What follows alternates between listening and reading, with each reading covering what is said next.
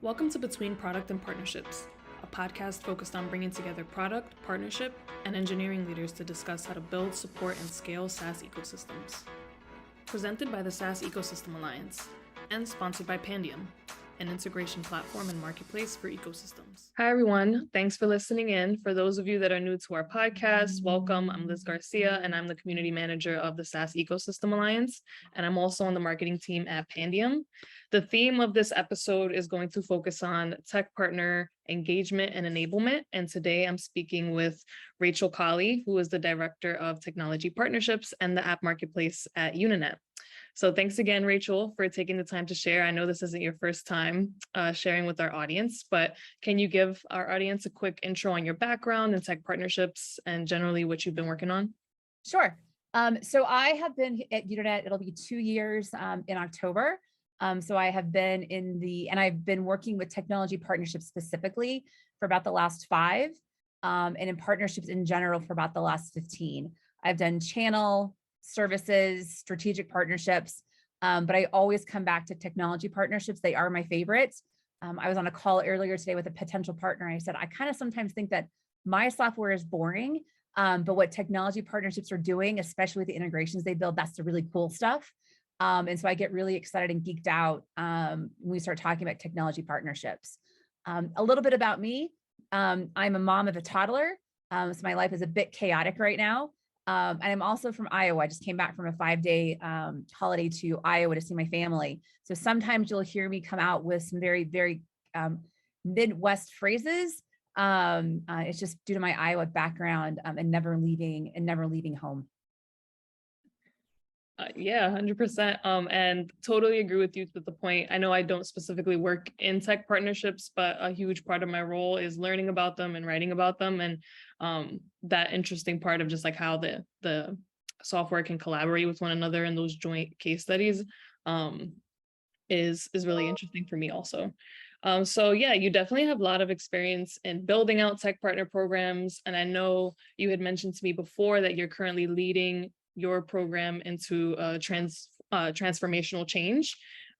So I did want to ask you about something that you mentioned in a last panel that you were on with us, where you had said when you initially joined Unanet, when you came in, you realized that there were a lot of barriers to entry for tech partners, specifically when it came to building, accessing, and deploying integrations.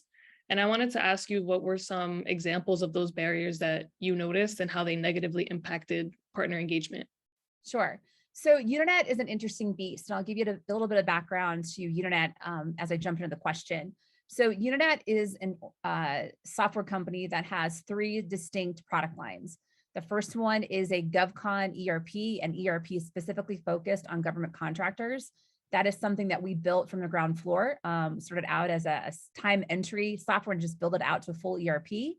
And then due to acquisition, or because of acquisition, we brought on 2 other software platforms, one being another ERP that is focused on project-based engineering and architecture. So our customers don't build buildings, they design the buildings.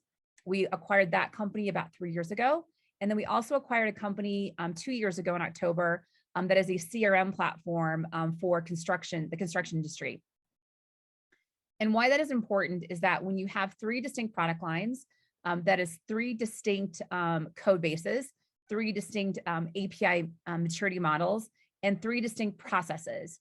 And sometimes processes are very difficult to break and remold and retool.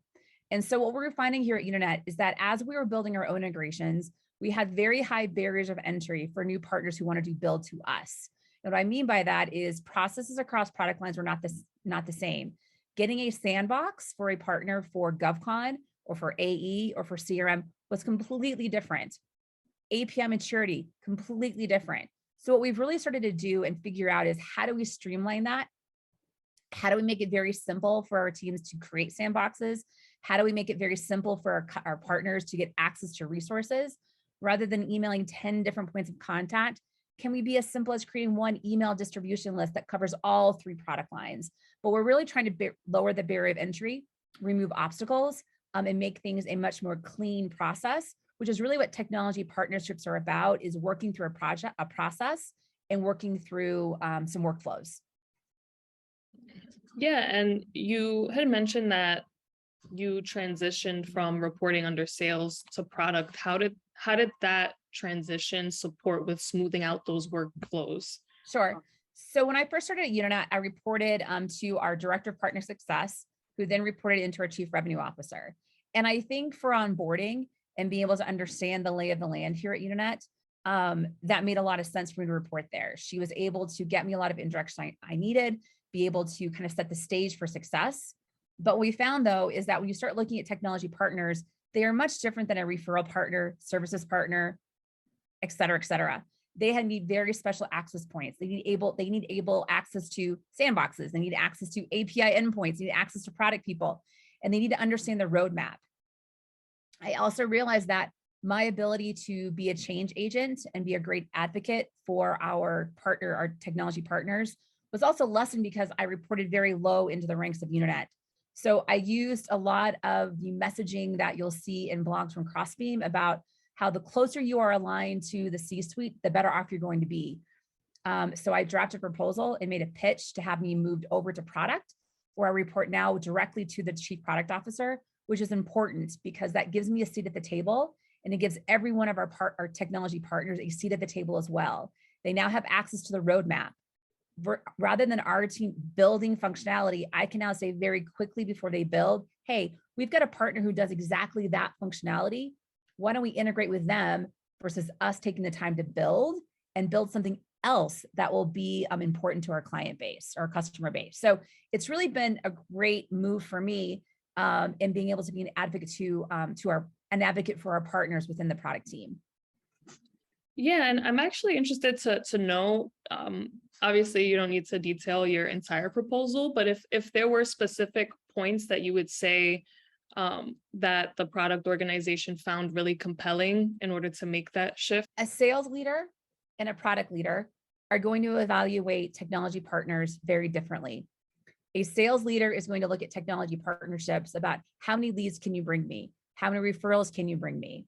And looking at that, both internally and externally, when I've worked at Unanet and seen other examples, we made some mistakes. And the mistakes we made is that we brought on a couple of partners because they could bring us leads, but their core functionality was in direct competition to core functionality that we'd either released or we were going to release. And those are probably not the kind of partners that you want within your portfolio. So that was a clear indication that we had our reporting structures a bit misaligned. Product wants to look at things differently. They want to look at things that our functionality that they're not going to build themselves. They want to look at technology partners that will really delight our customers and expand our product adoption, or they want to look at technology partners that will become a pivotal integration that makes our customers more sticky. All three of those things are important. All three of those are important KPIs to track. All three of those will eventually lead to bottom line revenue, but excuse me, bottom line revenue is not the number one driver when you report over into product. So it's really important that if you're trying to make a pitch to report into a different section of your organization, to figure out why you have a technology partner program, how you're evaluating your technology partner program, and make sure that you are reporting into where the alignment makes sense. Yeah, I think that's really great advice. And you mentioned that you're building most of these workflows internally, and so there wasn't the choice to go with a partner portal and like specifically for tech partners. Could you speak a little bit to what contributed to that decision? Sure. So I see a lot of posts and blogs, information about partner portals. I think partner portals are a valuable resource when you're looking at referral channel integration type partners, the typical selling channel within an organization. Partner portals are like taking a square peg and putting it through a round hole when you're talking about technology partnerships. Technology partnerships are all about onboarding and enablement and go-to-market strategies. It's not about referrals and co-branded marketing material, which is typically in the selling channel. So we did a lot of research in regards to portals. And what we're finding is that the portals that are out there today would have to have a lot of configuration, a lot of adjusting, a lot of customization that would be required to make them work for a technology partner program. and to be able to manage the workflows. And when we talk about technology partners, we're talking about workflows about how do you build the integration? How do you enable your sales team about the integration? How do you build a go-to-market? How do you enable support? How do you enable implementation, about all these different steps? And that just couldn't be accommodated in the standard portals that you see in the market. So we've gone out and we've built our own workflows using various tools, Monday.com being my favorite. But we've gone through and we've built out some pretty extensive templates and workflows that really work for us. It is something that our product team is very familiar with. Our partners are very familiar with it. They have access to it and can kind of see what's going on. And these workflows and templates have become our basis for any of our standard or sync calls that we can just kind of go through and say, where are we here? Is this finished? Is this stuck? Is this behind? And they become a really great conversation piece or agenda topic as you're going through sync calls. They also work really well when you're talking to your product team. And I can say to product, look, these are the 5 things that are stuck. 3 of them that are stuck are on our side. And our partners can't move an integration forward until you move them move these things out of the way for me. How do we accomplish this? How do we get this API developed faster for them? So it really becomes a great talking point as we work through things. But, I think portals are great for the selling channel of the partner programs. Technology partners, we're very unique and we're very specialized, and we're very process project management based. Makes total sense. You mentioned some examples, like for example, Monday.com is a tool that you've used. Are there any other processes or technology that has made the collaboration with product while working on this problem that has been helpful in that collaboration? So I think that why Monday.com has worked really well for us. So internally here at Unanet, our product team uses Jira and Confluence, pretty standard in their industries. Our CRM tool is Salesforce, pretty standard in the market. But our product team doesn't have access to Salesforce, and I'm not a big Jira person. So we needed to find a tool that was easy to use. Monday.com is super simple. I am not a technologist by training. I'm a partner manager. So I don't know bits and bytes, but I know how to build workflows. So Monday.com was a really easy place for us to start. It was a familiar tool, and licensing is relatively inexpensive. So if I wanted to bring a partner into it to use it as well, the case could be made for doing that. There's plenty of other workflow tools out there. That just happened to be where we landed because it's something that we were already using internally at Unanet. And so I had a lot of subject matter experts who could help build it out for me. We have Monday.com, but we also have that integrated into Slack. So when I have a partner submit a ticket, it notifies me in Slack and I know to go check that ticket. I mean, we use Monday.com not just for the templates of a workflow, but we also use it for submitting tickets. I'm a partner I'm a technology partner building an integration, and I've got a question about an API. Well, rather than that question being lost in email world, you can now go to Monday.com and submit a ticket, and that goes right to our teams and they can start processing. You have a marketing question, customer needs access to the API, that all goes through Monday.com form, and we can start processing it on our side a bit more efficiently. That's some really great technical advice. It's interesting. I feel like I've read a lot and done a few interviews, and I haven't heard anyone mention Monday.com. So it's just interesting hearing how you're using it to collaborate with product. To be fair, though, when I started, when I was only managing 5 to 10 partners, I could do a lot of this in Excel and OneNote. And then you start to scale and you realize those pieces of software don't scale with you very easily. With Monday.com, and again, there's other workflow tools out there. This is just what we picked. I can build dashboards. So when I speak to our chief product officer and he asks me, Rachel, how many partners are stuck with this topic? I can tell him right away. Or how many partners do we have with our CRM platform? I can tell him right away. It's all dashboarding that rolls up from my templates and creates easy access to information. So Monday.com has become the tactical tool we use, and it's also become an executive reporting tool as well. That's really interesting. And I like how you explained that, this is something that works for you all as you're scaling the program. To transition a little bit from collaborating with product, I want to talk a little bit about how you audit your investments in technology partnerships and what processes you have for reporting on goals and joint successes. Sure. I think that Unanet is a bit, we are not as advanced as some organizations are in the reporting of KPIs that we have been in the last 18 months. So to give some history, Unanet launched our Connect campaign, our Connect platform in July of 2020. So we're just 2 years into it. And at that time, when you're building out this marketplace, I think you have two goals in mind is one, how do you get a lot of logos on your website? One, and then two, how do you make sure that those logos or integrations that are being used and not just sitting on a shelf? And so that's really what we focused the last 2 years on is building out the marketplace, building out our logos, building out our integrations, and building out our processes.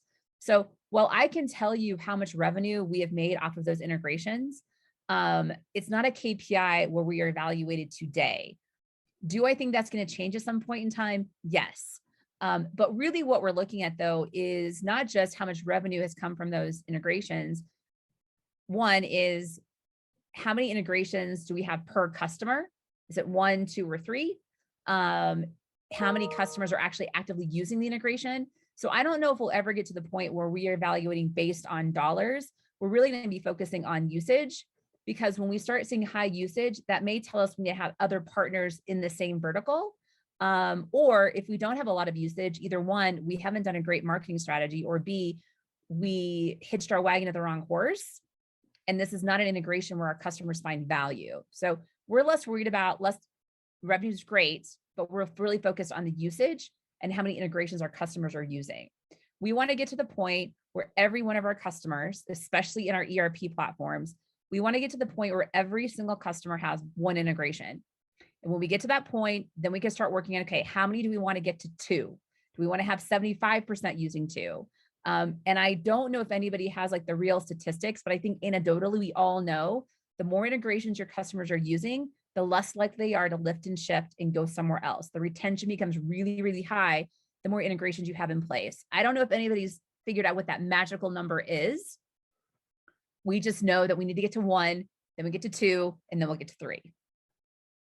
No, that's a good point. And we actually had a panel where we had Larry McDonough from Procore. He spoke on that, and he mentioned the point that you made. We don't really know for each organization where that stops, but for every organization is different. And it's just about finding that sweet spot based on like where your company is, or even the vertical that your company lies. It might be different for each of those. So we partner with Procore. So I know them very well. And I know that messaging, and they presented about, you're X times more likely to stay if you have 2 integrations, 5 times, whatever the number is. They presented that last year, I believe, at their partner summit, their virtual partner summit.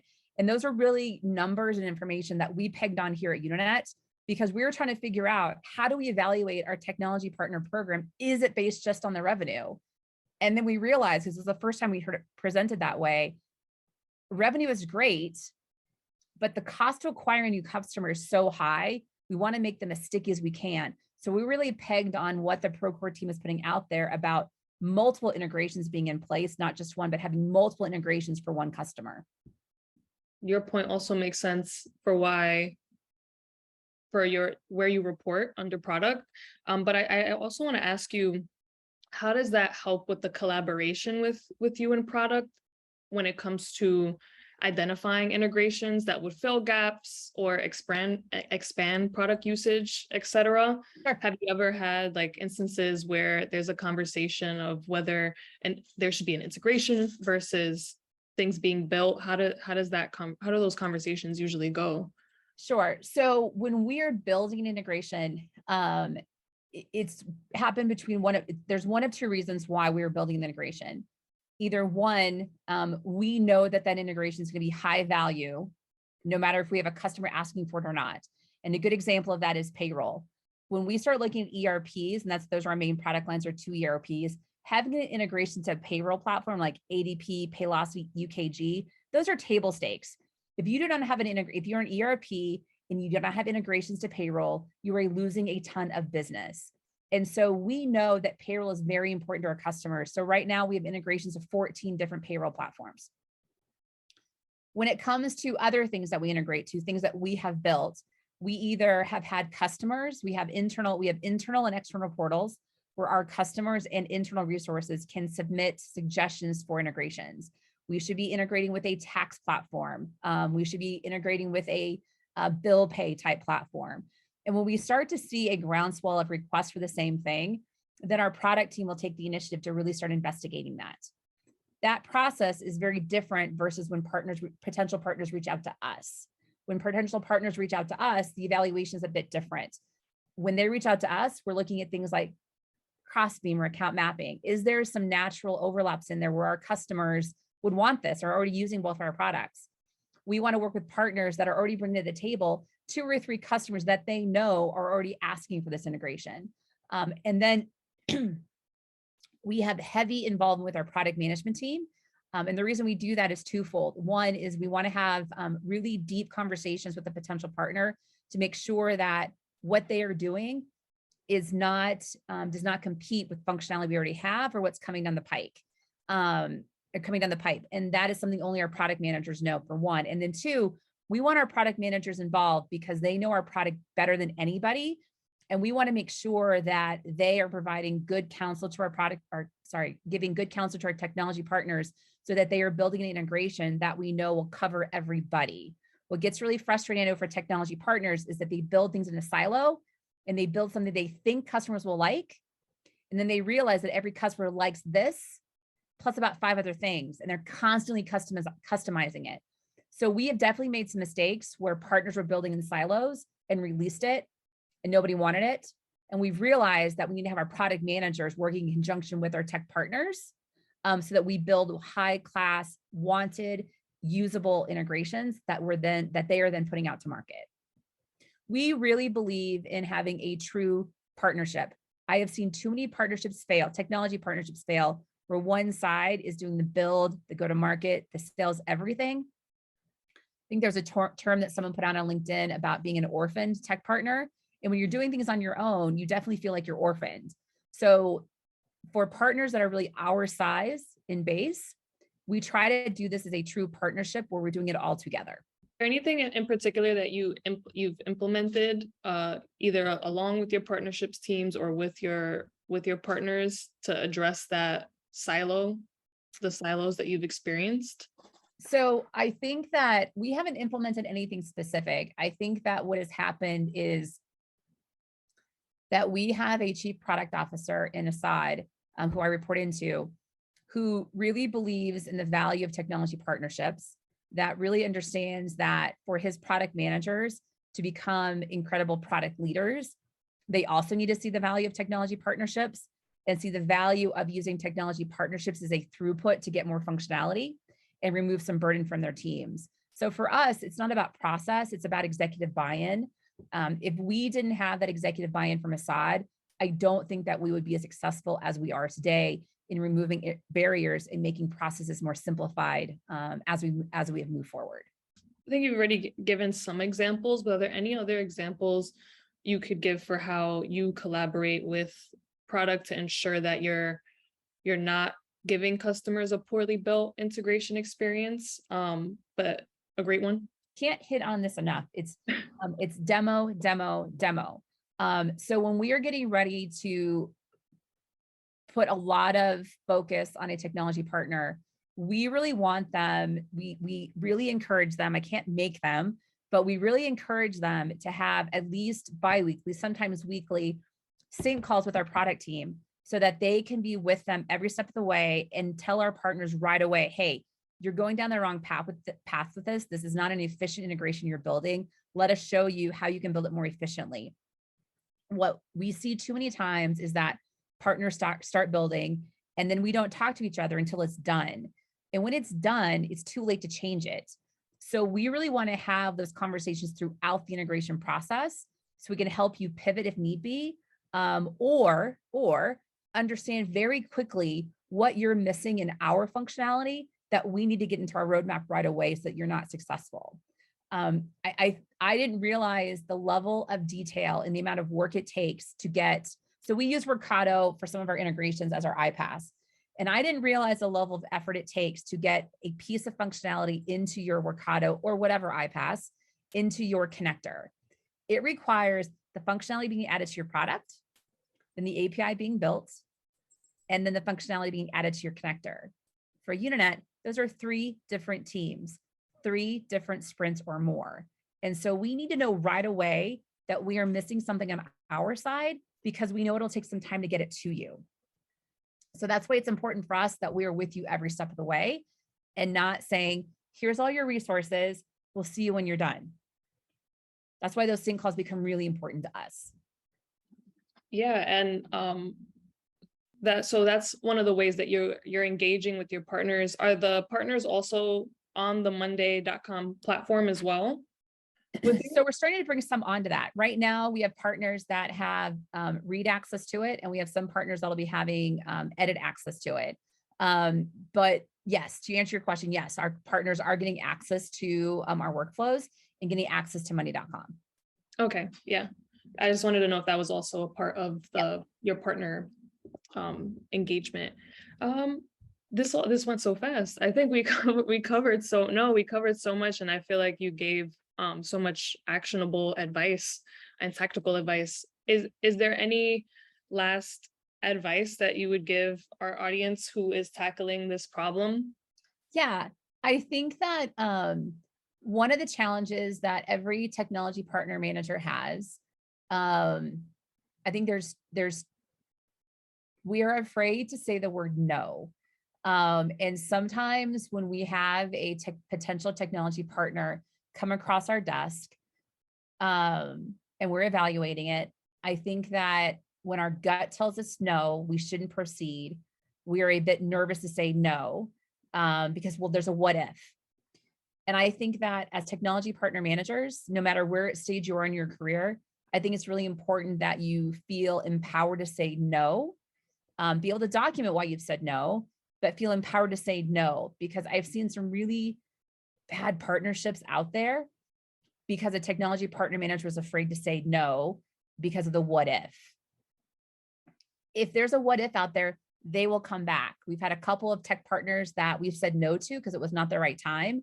And they've come back to us 6-9 months later and it was the right time. So I just think the word no, carefully crafted, is a really important thing and a very empowering thing to be able to do, is to say no. Well, thank you so much. This was great, Rachel. Is there anywhere that our audience can connect with you on LinkedIn, anywhere else? So I'm on LinkedIn, Rachel Collie. I'm an easy one to find. There's not many of me out there. And you can also email me at rachel.collie, Collie, just like the dog, at unanet.com.